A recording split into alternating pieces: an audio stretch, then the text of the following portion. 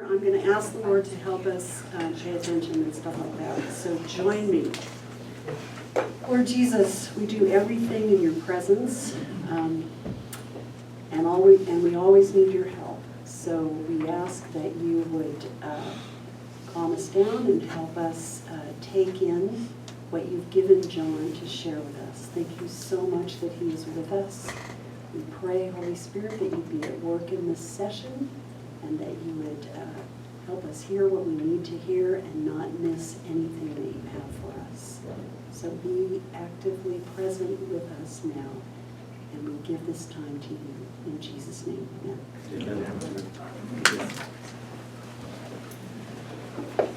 All right, so those of you who have been around for a while, remember that if you went to chapter camp, there was always book plugs.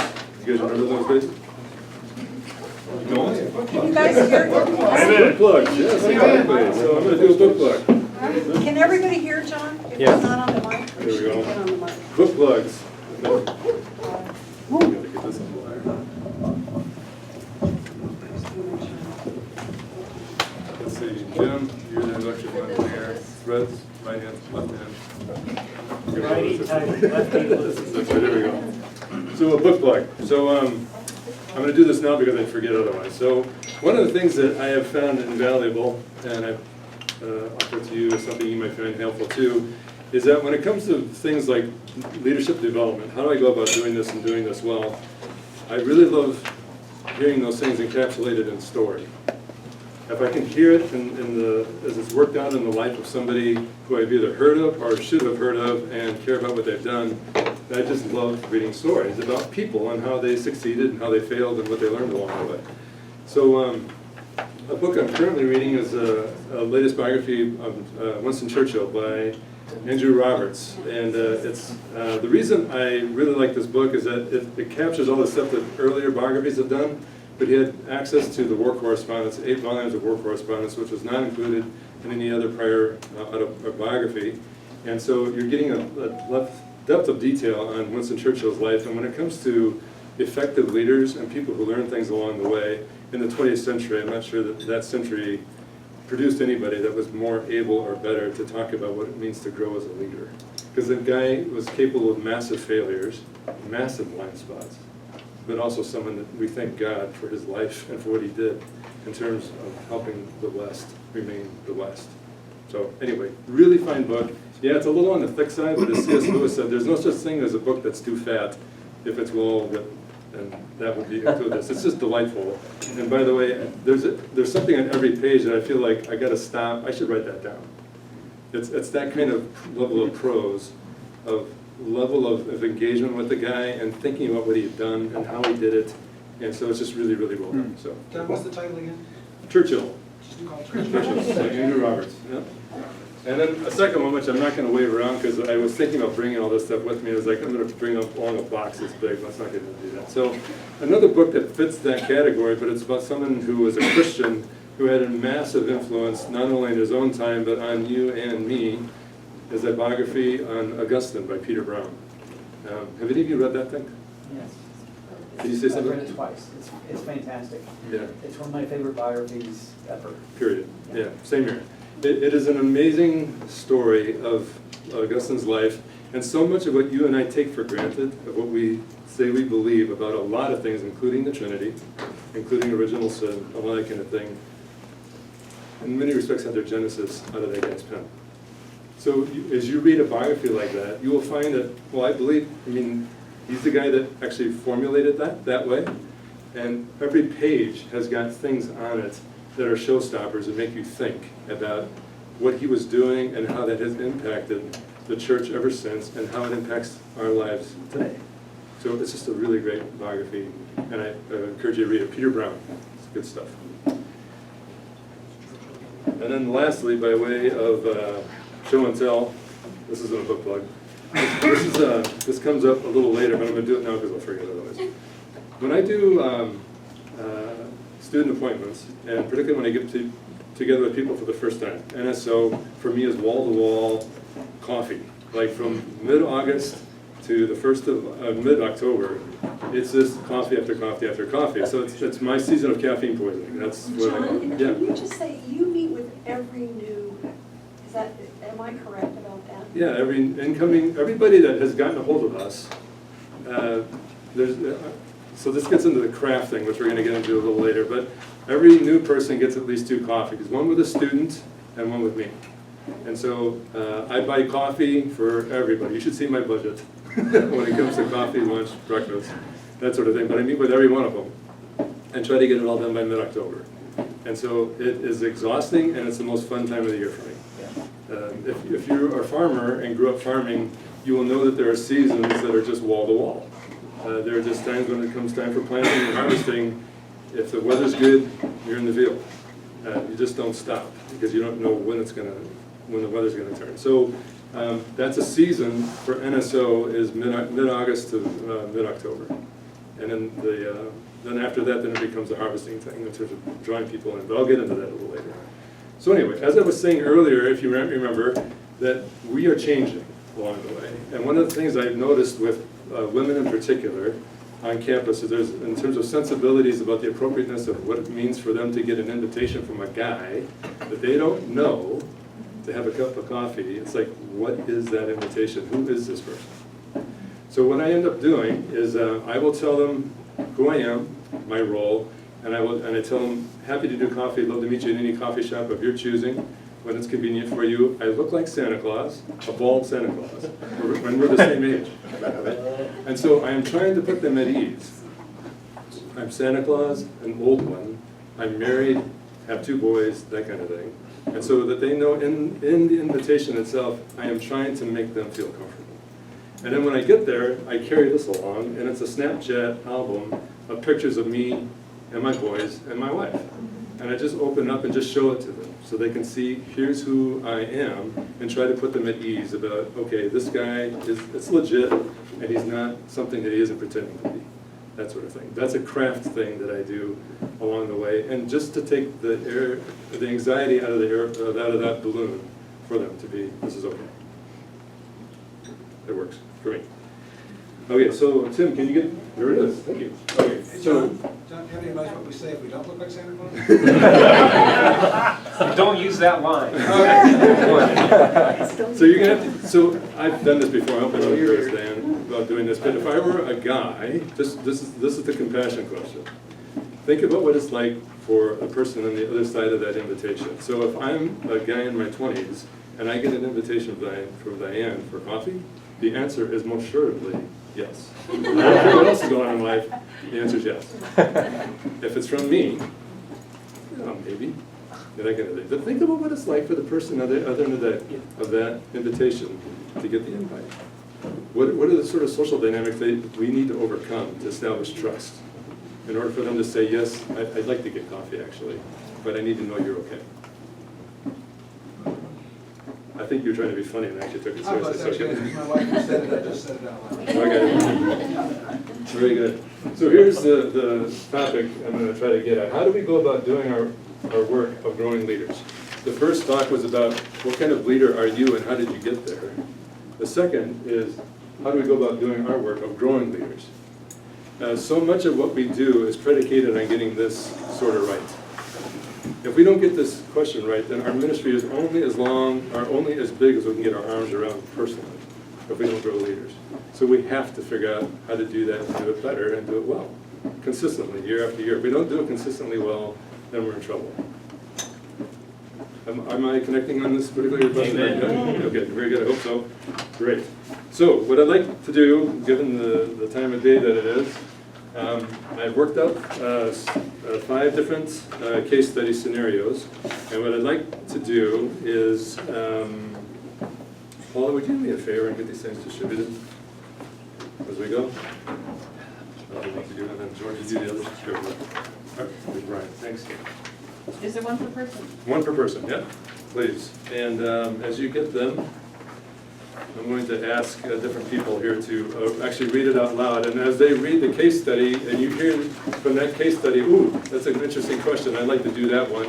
We're going to break up our tables and go find the person who's going to, find the table that's going to be part of that discussion, all right? So, Jim, would you please read the first one? Just go ahead and stand up nice and loud. Okay. You're a staff worker of a grad campus ministry, and things are going quite well. There are 40 plus at most large groups, and 6 well-led small groups, and a few integration groups. However, 2 of your exec are roommates, and they have a falling out over a guy they have a mutual love interest for. He is in the fellowship. The problems are tangled, personal, and embarrassing, and it's not easy to say who is in the right and who is in the wrong. Fault lies on both sides. They are strong, high-visibility leaders, and you treasure both. The conflict eventually polarizes the fellowship around these 2 personalities. The 2 leaders cannot be in the same room together. People are leaving the fellowship because of how the fellowship Should be now feels chilly and even polarized around these 2. What should you do to keep the conflict from destroying the fellowship? How do you use this situation to grow the remaining leadership core? Tara, would you please read the second one? You are working with the faculty and academic staff fellowship where you also work with grad students. The leadership team isn't much of a team. The fellowship is at best a 4th-tier commitment on their part that hosts monthly luncheons and a few prayer meetings. There are near retirees on the team, along with a couple mid-career academic staff and a new faculty and new academic staff. You are trying to create conversational space about what it means to be missional as a fellowship. They like things as they are and don't have the time and energy for more commitment. How do you move the situation forward? Thank you. Maria, would you read the third one, please? You are working with professional school students and faculty. So far, you work with business, law, and medicine students in separate fellowships. You know of Christian faculty in these schools who are uninvolved. There are schools of nursing, social work, OT and PT, and veterinary medicine, all of which have Christians in them. You'd like to get to those schools as well, but 3 fellowships consume most of your available time. Further, the student leaders in business, law, and medicine make your life complicated by communicating a certain sort of distrust. They don't know why you are in the room and almost say as much. How do you build robust, missional fellowships when the students look at you sideways and they are only in their programs for 2 to 3 years? How do you reach the other schools you'd like to get to? Allison, would you read number 4, please? You are working with international students who you love to death. You have several volunteers who love to cook and host. The students come from a variety of countries and cultures. The identified Christians come from widely different church cultures. You have high church Anglicans from India rubbing shoulders with prosperity gospel Peruvians, and the very curious and open to learning about Jesus visiting scholars from China who are leaders on their campuses back home. The Africans are part of indigenous post-colonial churches that are sensitive to colonists and racial slights. The level of English varies widely, as does the familiarity with the Bible. How do you create a leadership culture with such a motley crew? Nick, would you read the 5th one, please? Maria came out of a thriving student ministry. She was part of a highly gifted leadership team. She is gifted, beautiful, a fine speaker, and noted for her caring heart. She was recruited to staff after grad school. She inherited a group of 30 grad students at a strong R1 institution with a lot of potential for growth. Maria has a difficult time winning over the current leadership team. She is different than the last staff worker, a male who had a very different set of abilities than Maria. The people who gravitate to Maria are often quite needy. She increasingly finds herself involved in the lives of the neediest members of the fellowship. By the end of her 2nd year, there are hardly any leaders left to lead the now shrunken chapter. Maria is exhausted and ready to quit. She seeks your counsel about what to do. What do you ask her? what do you tell her? Okay, thank you. When I come to these things, one of the things that would sometimes irritate me is that the speakers never talk about the people I actually work with. So I generated these 5, hoping that you guys would find somewhere on this page a question or a scenario that's like, actually I resonate with that one. Hopefully I succeeded. We'll find out. So how many of you would like to get together and talk about number 1? The Grad Campus Ministry. Wow. What's that? Okay, let me try another one. How about the faculty and academic staff one, the second one? Okay, there we go. Can we put that on this table right here? If you're interested in the second one, let's go this direction. The third one, the professional schools and students and faculty. Anybody interested in that question? Okay, can you guys meet back there in that table back there? Great. How about the fourth one, non-international students? There we go. Okay, let's put you guys up here in the corner, if you would. And then the fifth one, Maria. All right, everybody in management. There we go. Let's, what table is thus far on? Let's put you over there where Brian is sitting, okay? So, you guys know where you're going? Number 1. There is no number 1 apparently. Unless there's been directed at her sister in Christ, but in fact, it was misdirected. It was actually toward her dad. But it took weeks into months to get this teased out. And meanwhile, the fellowship is doing this. And what I should have done was quarantine them and the guy and done it early, and I didn't. Because I thought they're great people, I love the two of them, we can work this out. And I just waited too long. But eventually I did quarantine them, and then we began to build back, but we're still not back to where we were. When you say quarantine, you mean have them step down from Yes. their roles? Yep, you need to step out of leadership. You need to not come to anything related to InterVarsity, the grad fellowship, along with the guy. You have a relationship with me, and I will meet with you, but not with anybody else here. That sort of thing. And that's what we eventually ended up doing, but it took a long time to get there. Who got the guys? It was brutal. That's the big question. All right, number 2. Number 2, let's do the second one. Right here, okay, what'd you guys work out for us? Answer the questions we have. Okay, let's all listen up, please. We had several different ideas. You took notes. Okay.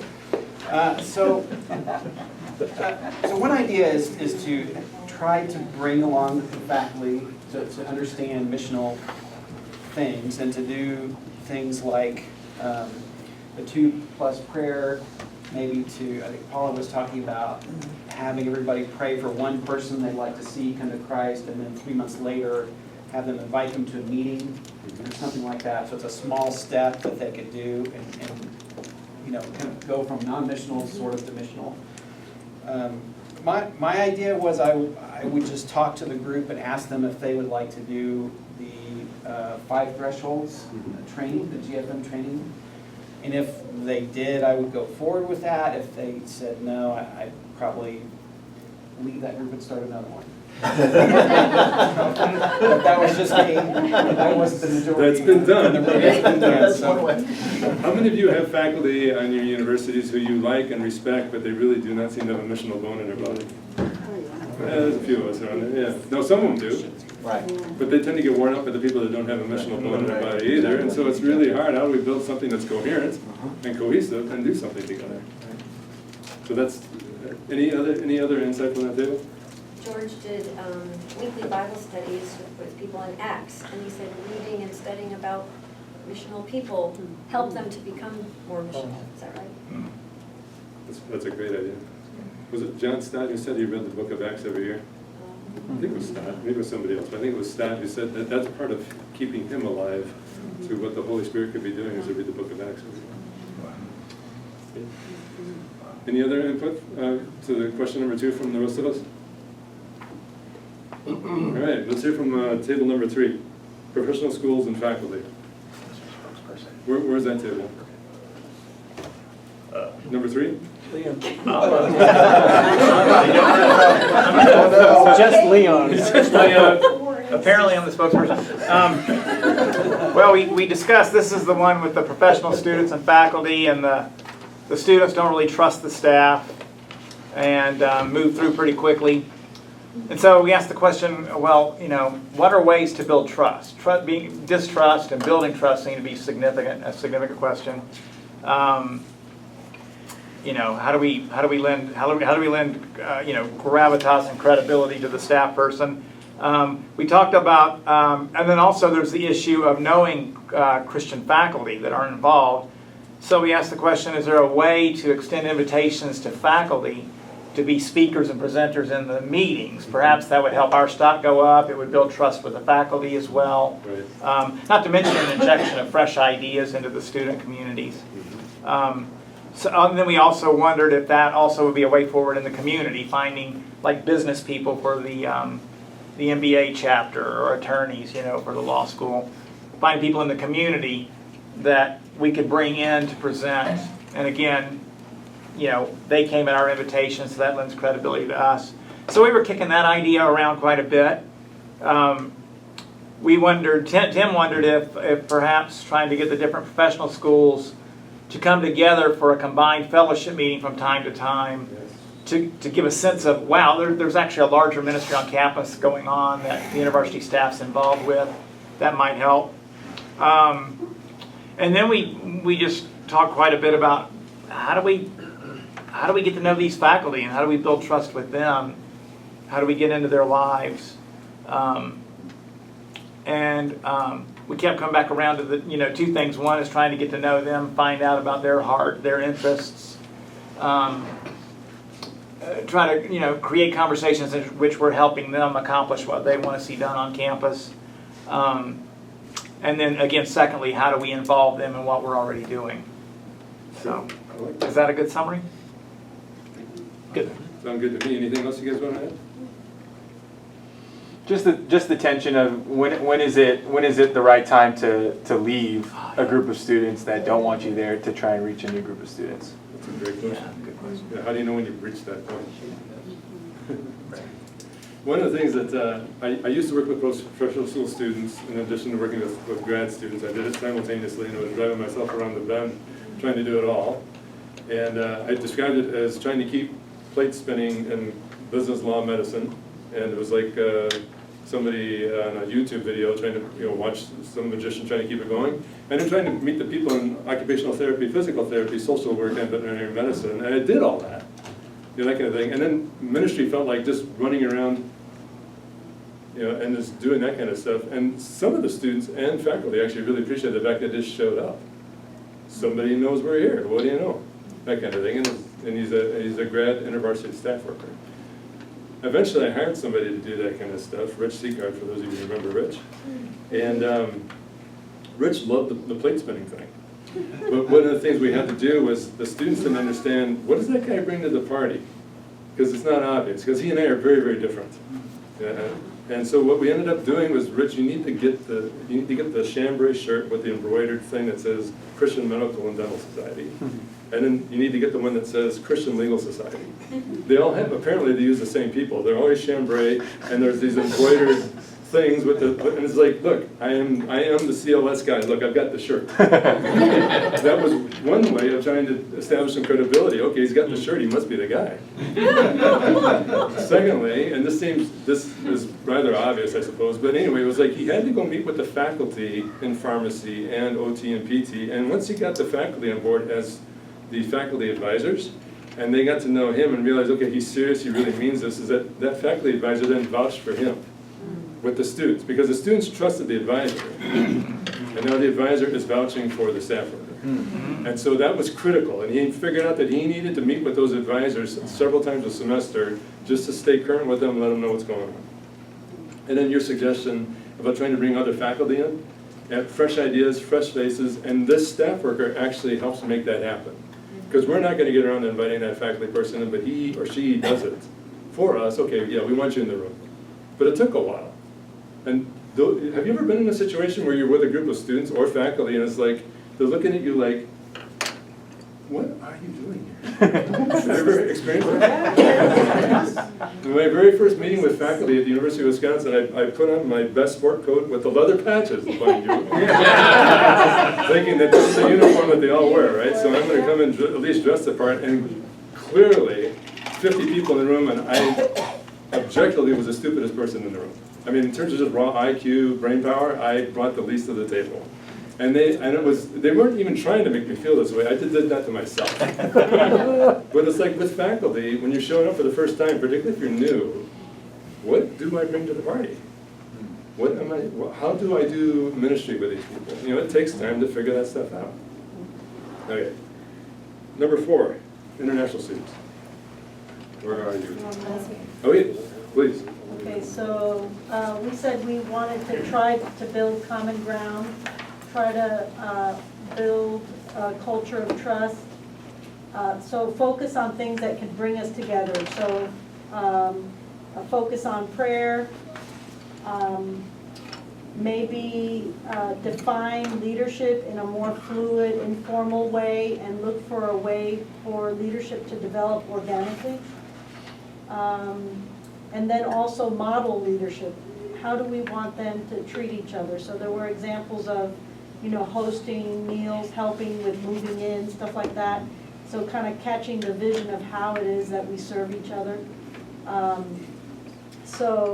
Food, obviously, always involved. Modeling prayer, sharing songs that we could have in common for the group. And then if we do have Bible study, maybe we could use the fluency as a way to divide up the group. So we could maybe do 3, the larger group would split up into 3 smaller groups. You know, that would be easier for those groups to kind of understand each other. Anything I missed?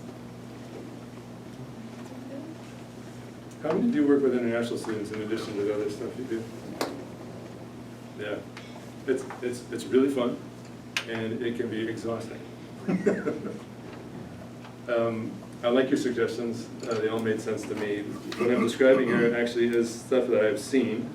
When you have high church Anglicans from India trying to do business with students from China, doing business with students from Africa, and you realize there's all kinds of latent racist assumptions going on underneath the table.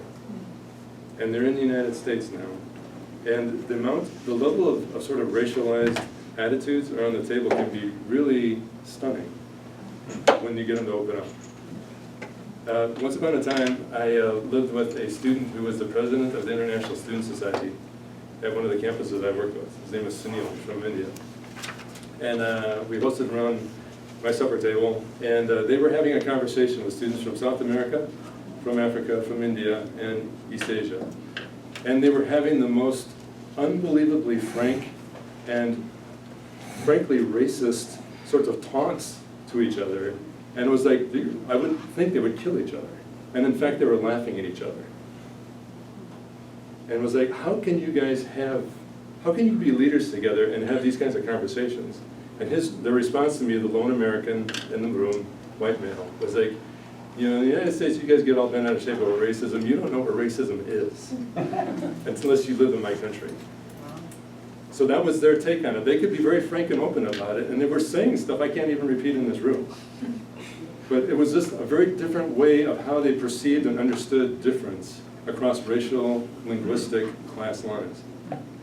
So they were sarcastic? Oh, beyond sarcastic. Oh, yeah. I honestly could not believe it. And they're a team working together for the International Students Center and having a ball. It was just something I'd never seen before or since, actually. So, anyway, working with internationals can just be really, really fun, but just be aware that there's all kinds of subcurrents and things going on underneath the table. And so one of the things that we did later on was that we split people into linguistic groups. So we had a Francophone group. We had a Chinese-speaking group. We had a German-speaking group. That was fun. We had a Spanish-speaking group. And so we had people do small group Bible study in the heart language of where they grew up. And then we would do announcements and sing together and that kinds of stuff in English.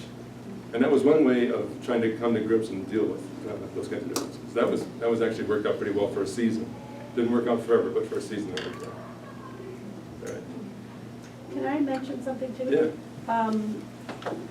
At the table, we talked about the 5 thresholds. I didn't make a comment during the discussion because we had to wrap up. But even in the 5 thresholds thing, it's like an American thing. Yes, it is. So I just wanted to put that out there Because, you know, there are things about how we do InterVarsity that are cultural. It's not just American, it's very white evangelical typically, Yeah, about how we go about doing things.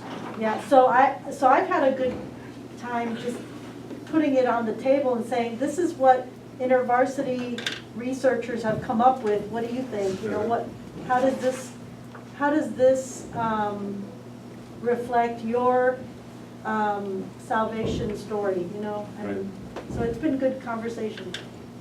That's cool. All right, and then fifthly, Maria.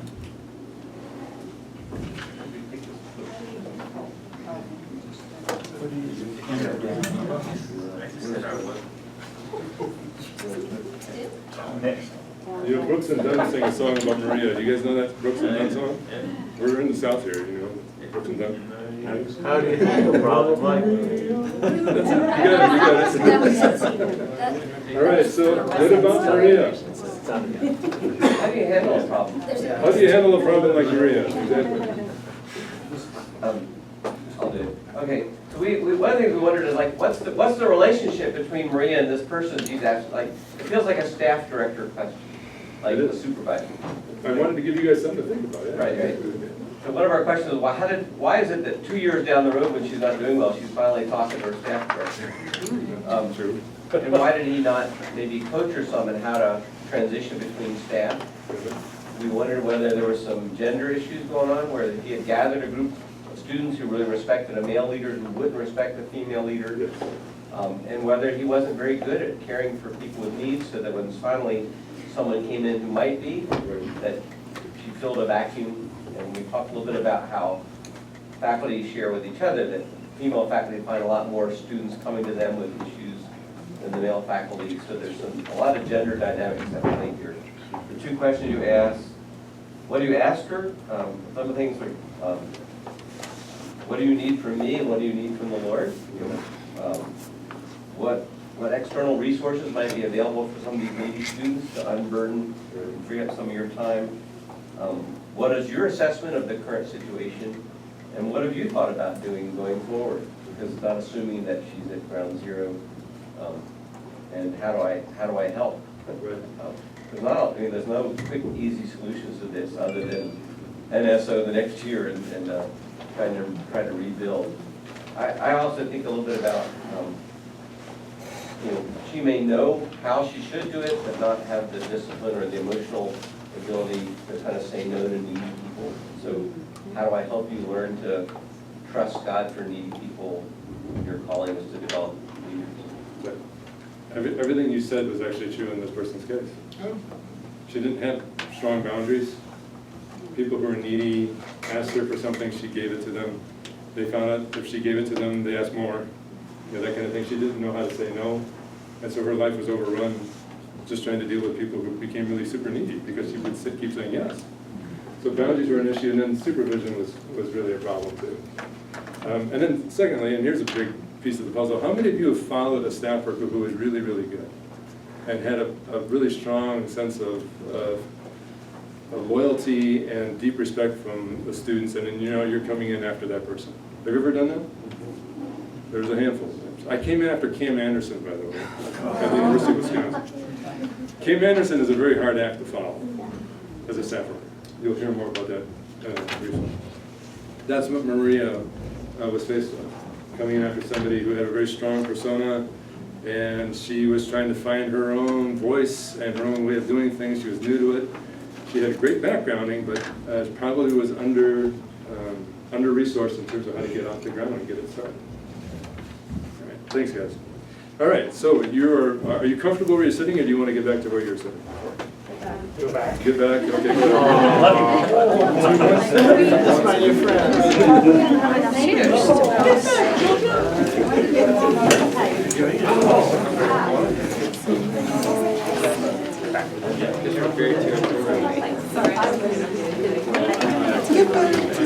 One's below.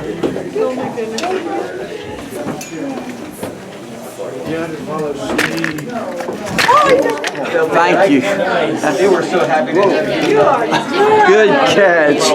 Sorry about that. It's all right, I got it. That'd be a little hard to know. Is your back I was okay? barely at. Thank you. It takes two. Wow. Yes. That's what Hank had to say.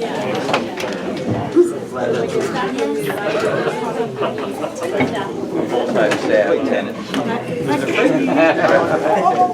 Well, they left. They went back. You've been watching the movie? I never heard fourth tier. I understood They needed to play the Hank was fifth on the list and on the show. Okay, y'all. Hey, I actually said it. Context. All y'all, okay, here we go. So, I mentioned earlier that if, when it comes to building leaders, if we don't do this well, your ministry will only extend as far as your arms can reach. And for many of us, that isn't that far. I came after Cam Anderson, as I said. Cam could fill a room. He really could fill a room, and he was a great staff worker and a great friend, and he is to this day. I tried to be Cam when I showed up, and that wasn't a great idea, because I can't do Cam. I can only do me, and it took me a while to figure that out. But he had the Santa Claus thing down. Yes, exactly. More than that, that's true. But here's the context I was coming from. When I was working with undergrads for 6 years, it felt easy to build a leadership culture. We spent acres of time together. These are undergrads, remember? And we did a lot of time together. We did life together. I lived in, I had 2 campuses. They were 100 miles apart. And I had apartments in both cities. I paid rent in both places because I wanted my students, had screwed up, I know, but I did it because I wanted my students to know that their staff worker was resident, that I had a phone number that was local, that there was a place that I could invite them to in my home and feed them. So it was worth it to me. I drained my savings to do this. Remember, I was only going to do, maybe I didn't tell you this, I made a deal with the Lord. I will do this for up to 3 years total. And after which time I'm going to go back to my real job and you're going to find a real staff worker. So for 3 years I can pull this off. I was single, I could manage it. And so building a leadership culture was relatively straightforward. I filled those apartments with students. We spent lots of time together. We did life together. And it was actually, just frankly, one of the best seasons of my life. I had a great time with it. The model then was that if you're on exec, you double majored. You majored in, let's say, elementary education and InterVarsity. That was the model. If you're going to say yes to leadership, that's what you did. So I thrived with having students who were that available to me, and had that kind of time and energy to commit. I loved it. It was just really, really fun. Now, I was trying to figure out how to do staff work. I gave myself 3 years, and one of the things I figured out later was that after 3 years, I finally had a breakthrough in terms of what I was doing. And it was one of those aha moments, and was like, oh, that's how I should look at this. This is how I should do it. This is how I should arrange my time. This is how I should structure stuff on campus. I wish I'd known that when I first started. But the thing is, you can't know some of this stuff when you first start. There are only things that emerge as you do things after a while. I don't know who came up with this thing, but have you guys heard of the 10,000 hour rule? Yes. Yes. Okay, so if you want to learn violin, for instance, you need to spend 10,000 hours and you Become will a get master. really, really good at playing violin, but you just have to do it. You have to take the time. My friend Paul, who actually plays professionally in San Francisco, talks about going to the woodshed. The woodshed is where he goes with his instrument, and he just spends time in his shed. That's not a physical woodshed, it's just that's what musicians apparently describe what it means to practice. You go in the shed and you work it out. And that's what we do too. We need to spend time in the shed working out our particular way of how we're going to get it done. So it takes 10,000 hours, which if you do the math, that works up to a 40-hour week for 5 years. Now, I did it in 3 years because of the amount of time I was doing it. I finally had that first big breakthrough. And by the way, my faculty friends would say, you don't have a job, you have a lifestyle. You know, that's the way you do life. That's not a job, man. Nobody could pay you to spend that kind of time doing that kind of stuff. And I loved it, quite frankly. So the move to GFM was a very different move for me. Cam invited me to do this, and I said yes, but it took me a year before I was ready to fully move on. I wanted to find staff to replace me where I was. At those two schools, I wanted to see them fully funded before I said yes to coming to Madison. It took a year, but we worked it out. So I came on staff with a host of assumptions and ways of doing things that I thought, these grad students are going to be just like the students I was working with, only they're going to be smarter, deeper, faster. This is going to be great. And I almost killed the chapter. I mean, frankly, I almost drove it right into the ground. In 1 year. The Med and Law student fellowships were cool or cold to the very idea of my presence. And I didn't understand why they were so diffident about my being there. I was happy to be there. Why aren't you happy for me to be here? You know, that kind of thing. But I couldn't have alienated them because I didn't spend that much time with them. So how am I alienating you with hardly spending any time with them? As I said, the faculty group, I went, as I said, in my best sport coat with the leather patches on it and that kind of stuff. And frankly, they just scared me to pieces. I had no idea what am I doing in this room and how do I even begin to offer myself as a resource to these people. They all seemed like geniuses to me.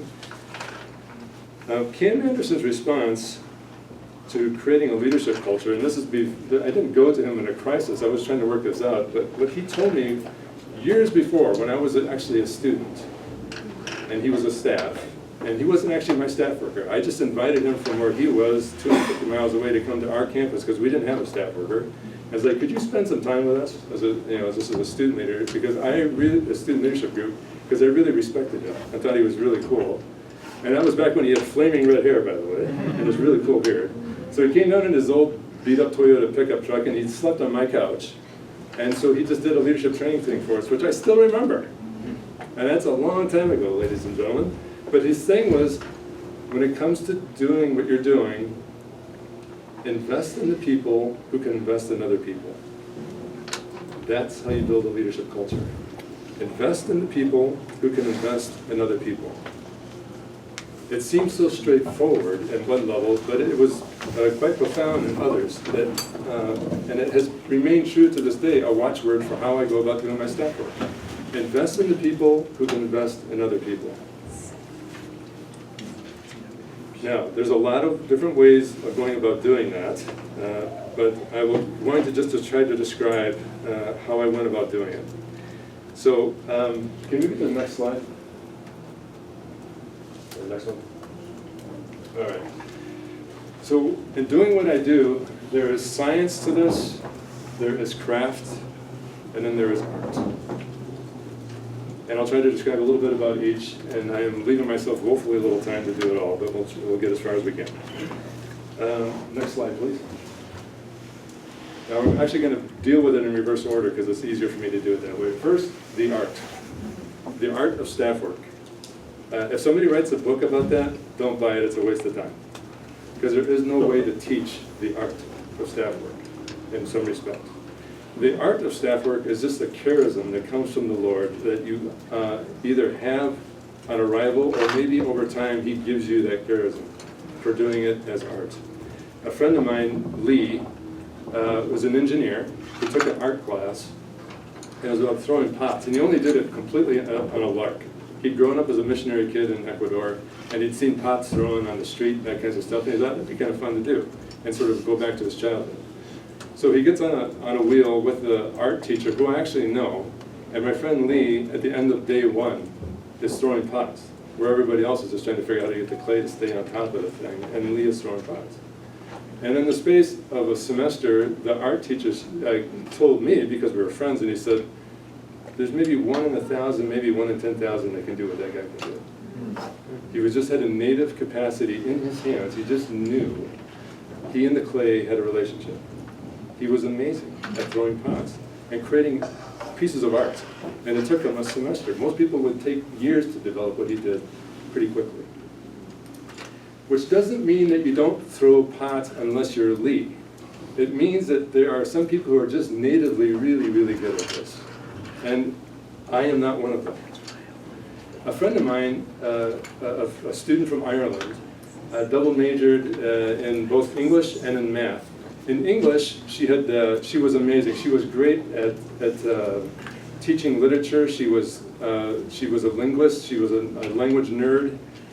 She got a gold star from the Irish Academy of Acting or something like that. She was just so good at being in front of people, so comfortable teaching English and falling in love with the language. And in Irish, she spoke both languages and that sort of thing.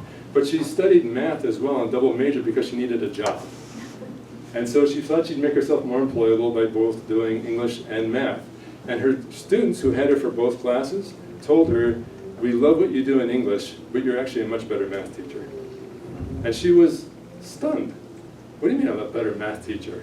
And she said, "With English, when we have problems with language and stuff like that, you don't seem to understand what our problems are. But when you teach math, you understand the problems because you have worked them out yourself." It wasn't native to her. It took her time to figure out how to do math and then to teach math, and she understood what was natively difficult for her students. She was great at this, but she was better at this. And it was really helpful for me to hear her describe that, because as soon as she said it, I thought, that's me. I am right-handed at agronomy and engineering. I am left-handed when it comes to staff. I can figure out how to do things left-handed, but it's going to take me time to do it. There's at least one person on our staff team nationally who I think has got the art of this figured out. It's Jeff Barneson. So I hung out with Jeff. You know, we did enough late night post-meeting beers, you know, that kinds of stuff. And I was hearing stories from other people. I thought, this guy has got things figured out. I want to hear more about how he does what he does. So I created the space, time, notebook, pen. Jeff, tell me, how do you do it? And he was trying to describe what he was doing, and I was trying to write things down, and eventually I just gave up writing, because he couldn't tell me. He just couldn't. I would ask question after question, and he would kind of stare at me blankly and look out the window, and it's like, well, he just kind of like, you know, and I realized that he doesn't know what he's doing. He doesn't, pardon me, he knows what he's doing. He doesn't know how he does it, or why he does it. He just natively gets this in a way that I don't. He's amazing, if you guys ever spend any time around him. Then we may have other people that fit that bill, by the way. It's just that Jeff was the first person I ran into like that. Now, another staff, who you guys probably don't know, is Ann Byerline. Anybody here know Ann? Okay. So if you've ever spent time with Ann, particularly at a chapter focus week, Ann is pretty unassuming. She will never stand out in a crowd. You will not know what this woman is capable of unless you spend time with her up close. Ann is one of the most gifted staff workers I know because she works at the craft of it. Can you get the next slide? The craft. This is a machinist over here doing his thing, and if you've ever been around a machinist or somebody who can fabricate, they can make stuff that looks like works of art. Only there's a lot of engineering behind it, and an awful lot of thought and math that goes into really great fabrication. Have you ever been around people that do quilts? And I'm not just talking, you know, once every 5 years kind of stuff. I'm talking about people that do this really, really well. They are works of art. They are amazing. But the art involves a lot of craft. Lots and lots of hours of figuring this kind of stuff out. My stepmother, there we go. My stepmother is like this, and she turns out the most beautiful stuff that just people ooh and ah over, and it's incredible. But it took her about 10 years to get to the point where she is now. Ann Byerline is someone who is amazingly good at what she does. And so when it comes to me asking Ann, how do you do small group leadership training? It's like, well, how much time you got? Because she will describe very close order, I do this, and then this, and then this, and then this. And in each point of those things, there's another subset of 5 other things. And then this, you know, that kind of thing. So you just ask her the right question, and you're going to be there for a while, and you're going to be writing it all down. So when she retires from InterVarsity, she has got a filing cabinet, I've seen it, that should be an InterVarsity national treasure. InterVarsity ought to send a team of people over there with scanners and just scan the entire thing and have her annotate it. Because it's amazing, the depth of resource and thought that goes into the stuff that she puts together that way. There are different ways of doing staff work. There's one guy who I used to, well, I already mentioned Rich. Rich loved running around campus. He had a scooter, like a 100cc Yamaha Vino, and he must have put 10,000 miles in that thing over the space of 5 years, just running around campus, going from plate to plate to plate to plate. Back in those days, you could park on the sidewalk with one of those little scooters, and he had a red helmet. You see him everywhere. You could not go across campus without seeing Rich on the street. And he was always going someplace. He was always visiting with students, that kind of stuff, and that way of getting the job done. He did his job very differently than I did. I supervised him. I was trying to figure out, how in the world do you get your job done? I don't understand your process. But he got the job done, and students really did appreciate what he did. I could never do it that way, but he could. It was the craft, and it took him time to figure it out, but he understood the craft of what he was doing. Another friend of mine, Tim, does it very differently again. Tim is super organized. He's super organized down here. He is not very organized up here. So you ask Tim a question about what he's doing, that kind of stuff, and you end up going like in 5 different directions at once. But if you ask the students, how does Tim get the job done? They would say he has the ministry of folders and binders. I'm sorry, what? He has the ministry of folders and binders. Tim is great at assembling curriculum. So it doesn't matter what it is, racial reconciliation, small group leadership training, integration of faith and learning about science, about the arts and humanities, about public policy. Tim has got a 3-ring binder for it. And if you want to work on something, go see Tim, and Tim will then walk you through the stuff he's got down. He's not organized here, but he's great at the Ministry of Folders and Binders. Have you ever met somebody like that? He's the only person I know who can do that. And he has done it consistently, really, really well year after year. So each one of you has a story. Each one of you has particular giftings and abilities that are unique to you. So it's really dangerous for a person like me to stand up here and tell you, here's how you get the job done. Because there's ways I have of doing things that are native to me that are not native to you. But keep working the craft. And as you're really good at working the craft and doing your 10,000 hours and maybe 20,000 and 40,000, the stuff that you do goes from just being well engineered to being beautiful. From just not just mere utility, but being a piece of art along the way. And that's what happens when people carefully do what they are really good at over a period of time. So if you don't feel like you're doing that great in the first year or 2 or 3, just hang on. Just give yourself some time and keep at it. Can I get an amen? Amen. That's the way it happens. That's the way it works. So that's the competence.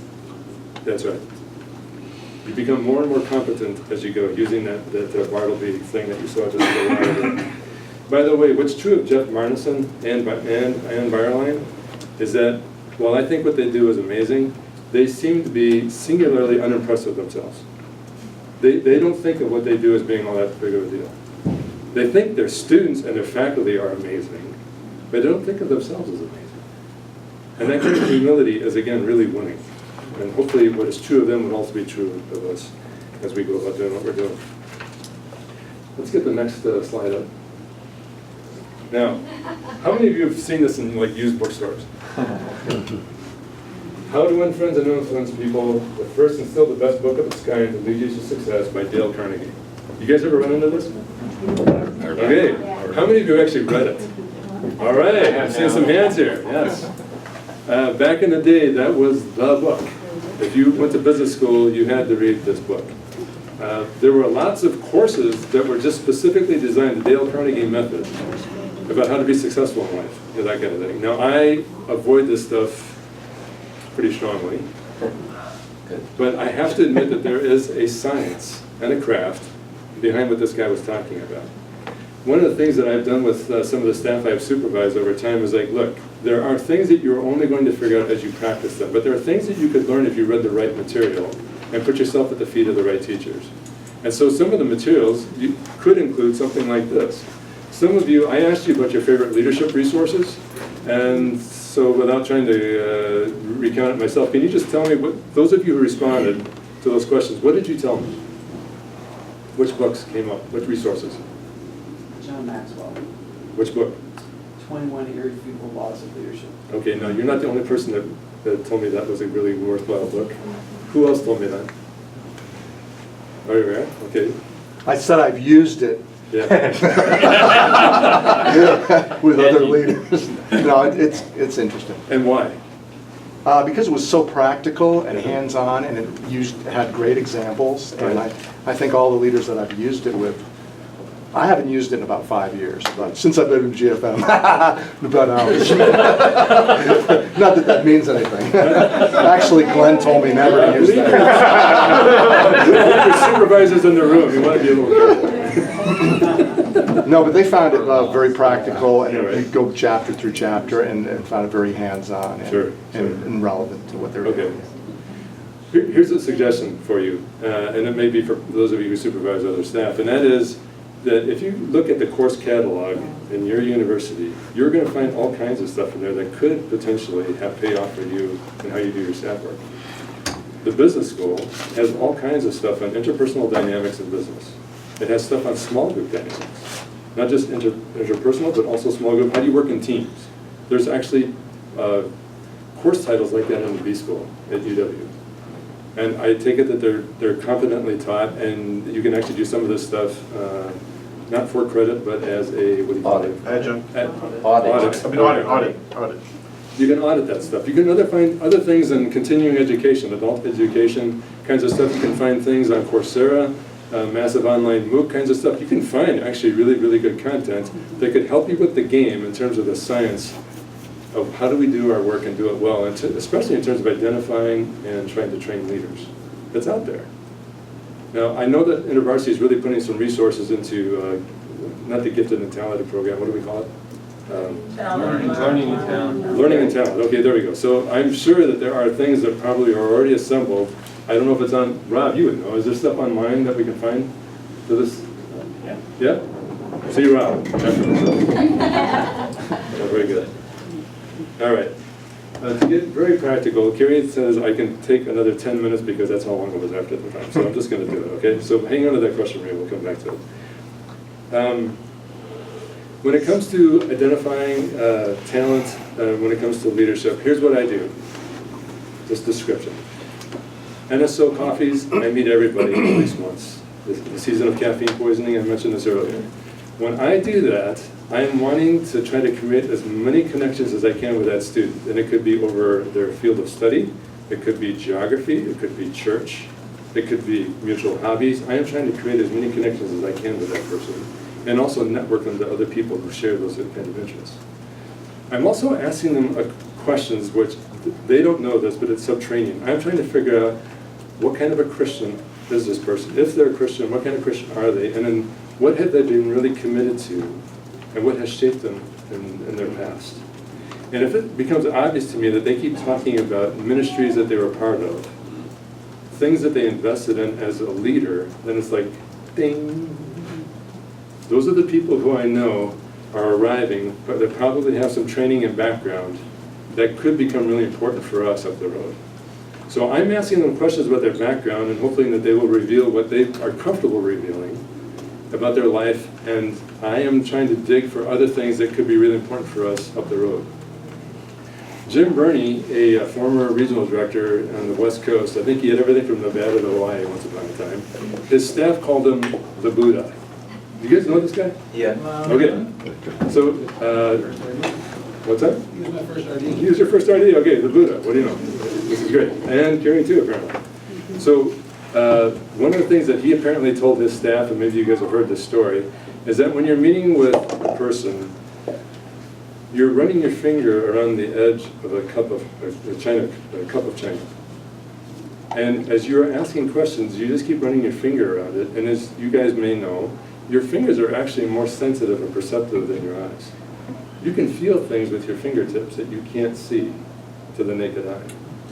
And so Jim, in asking questions, was keep running his finger over the fingertips until he got to a crack.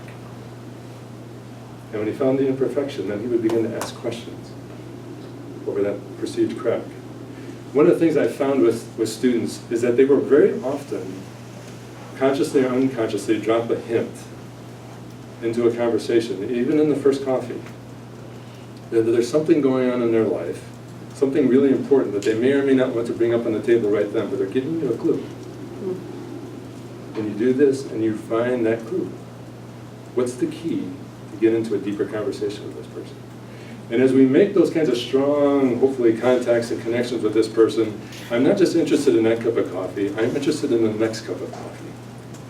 So the students who do not evidence real interest or commitment may never get another cup of coffee with me until they graduate, and then I do exit interviews. And that's happened. We have people who've been part of the fellowship for 5 or 6 years who I only met with once, who I will meet maybe again as an exit interview. They've been part of the life of the fellowship, but they will never invest in the way that I am looking for, because I need to invest in people who invest in other people. That's what I'm looking for, as we know. It sounds a little ruthless, I admit, but that is what I think is involved in terms of developing a leadership culture. When I meet with those students for the first time, I am trying to communicate our vision. Here's what we are about in InterVarsity. Here's what the Grad Christian Fellowship is about. Here's what the Faculty Christian Fellowship is about. And I try to give it to them both in the practical terms, but then also here's the big picture, the lighthouse goal out there that we're working for. And the people who are going to get the next cup of coffee, who are going to, when they hear about the lighthouse goal, say, that's really cool. If there's no resonance over the lighthouse goal out there, as I ask questions, oftentimes what they're just looking for is friends. I'm lonely, I've just arrived on campus, I just need to meet people. And that's cool, that's legitimate. But the people I'm going to invest in are the people who signal that they're interested in this. Those are the people who get my time. Another thing I do, again, just descriptively, is I have a coffee list. I try to keep it to an 8.5 by 11 sheet of paper with a series of names about integration group leaders, small group leaders, exec, potential exec, faculty, and then donors, that sort of thing. And so what I do is I know that I need to meet with this person 3 times a semester, 2 times a semester, 2 times a semester, once a semester, that sort of thing. And when I'm setting up my calendar, that coffee list helps me figure out who deserves my time and who needs my time. And so our chapter president sees more of me than anybody else. There are other key leaders who who should be getting more and more of my time, and other people who, frankly, I should be giving less to. Am I making sense, or am I completely losing you on this stuff? No, that's good, but how do you do the faculty? Can you talk a little bit more? Sure. The people who are on the leadership team of the faculty fellowship, faculty and academic staff, the people who are leaders, those are the people who get my time and energy. Or if they're new. If you're new faculty, new staff, and we find out about you, then I'm definitely going to do coffee. Whether they're Christian or not. If they're interested in us, we're interested in them. That's what it amounts to. Let me say this before I go to your question, is that you cannot spend your entire staff life doing individual cups of coffee. It's really time intensive and very inefficient. So what I try to do with my time on campus is make sure that I have a good mix of meeting people both in groups, typically small groups, and in individuals. So I'd love to hear your response to this. My typical staff day, my ideal staff day, is 2 small groups that I meet with, an integration group or an actual small group or a group of leaders, and then 2 individual cups of coffee. That is about 4 hours or so, 4 or 5 hours on campus, and then the rest of it is spent dealing with the deluge of email that comes down my way and all that kind of stuff. Let me just ask, is that what you guys do? Or do you do it differently? Would you repeat that, your ideal day as well? 2 small groups, 2 cups of coffee, 5 days a week. I'm on campus 5 days a week. I live close to campus. It's my exercise program to just bike in. And I love working those kind of half days. And the other half of the day is doing preparation and doing admin and fundraising, that kind of stuff. Actually, the fundraising barely, I do some fundraising, but I don't spend nearly that much time on it. I'm glad my supervisor's not in the room, so. Don't you go tell him. But do you guys do it that way? No? Yes? I was going to say, not precisely, not for 2 a day, 5 a day, anything like that. They do a lot of one-on-ones, a lot of personal follow-up, as well as investment leaders and things. Small groups, a smaller number than that. It's not even. Right. My wife thinks I should do more small groups and fewer one-on-ones. She made a comment to write down what you said a minute ago about your Right. And then, as I have delusions of email and the preparation and stuff. Exactly. Okay. So Kevin and I are in the same orbit at least. 2 monthly days of prayer are non-negotiable for Kevin. That's fantastic. Fantastic. All right. Well, if you have other ways of skin in the cat on this. I'd love to hear it. In terms of what you think your ideal is, in terms of how you go about developing leaders, identifying them, training them, and so on. Here's the last thing I'm going to tell you. Do you guys have that Excellence in Leadership thing, that book that you were given? Okay, so I did not ask you to read that beforehand because I know it's pointless. You'll never get to that. But maybe you will after this. When it comes to training leaders, here's what I got to a point of crisis. I was with a group of leaders. This is going to take a few minutes, but bear with me. My wife, my first wife, you guys heard about, her name was Deb. She was amazing. She contracted cancer at the age of 38, and after 6 months, we realized we're in a really, this probably isn't going to end well. And after 6 months of me trying to be a really good staff worker to my students and trying to take care of my wife and my son, my students asked me to show up. I still remember this. Can you come to the press house? We're meeting outside, and bring all your working files with you. I can do that, but that seems really like an odd request. Nobody's ever asked me for all my working files. So I got on my bike, came down there, and they were waiting for me, and they said, "We'd like to see your files." Here they are. And they said, from this day forward, you're out of a job. From now on, you're looking after your wife, and we're going to look after the fellowship. We've got this. And so for the next year, I was on campus to some extent, meeting with students, doing what I could when I could, but really the fellowship carried the fellowship. The leaders were amazing, particularly Hillary, Keith, and Tom. The three of them did it together. After 1 year, my wife had died,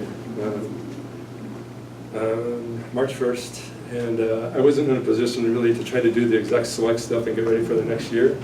And they said, "Don't worry about it. We're all going to do it again."